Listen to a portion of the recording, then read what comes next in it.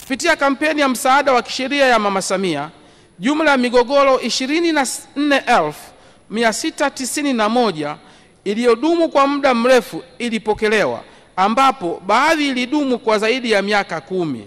Utatuzi wa migogoro hiyo umewezesha kuimarisha amani, utulivu na utangamano miongoni mwa wanajamii.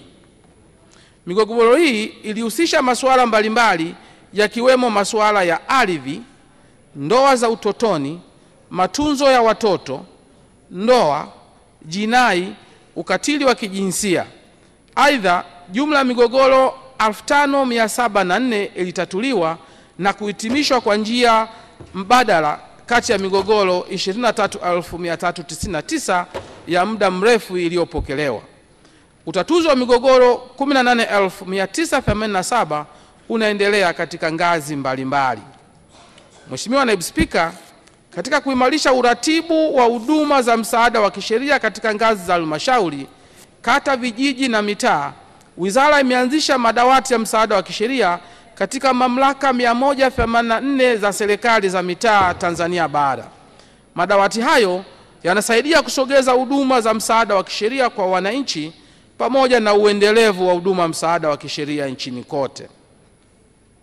Mheshimiwa Naibu Spika, wizara imeandaa rasimu ya sera ya taifa ya jinai na mkakati wa utekelezaji wa sera hiyo.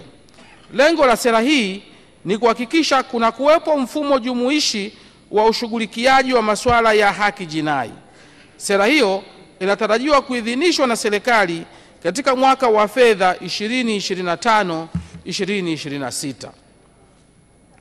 Mheshimiwa Naibu Spika, katika mwaka wa fedha 2024-2025, wizara ilitoa mafunzo ya elimu ya uraia na utawala bora kwa wajumbe wa kamati za usalama za mikoa na wilaya, watendaji wa kata na menejimenti na wataalamu katika halmashauri 122 zilizopo katika mikoa 17. Aidha, katika kujenga kizazi chenye uzalendo, maadili na uwajibikaji kwa nchi, wizara kwa kushirikiana na wadau mbalimbali ikiwemo ofisi ya Rais TAMISEMI na Wizara ya Elimu, Sayansi na Teknolojia iliandaa maudhui ya katiba na uraia kwa shule za awali, msingi, sekondari na vyuo vya mafunzo ya ufundi.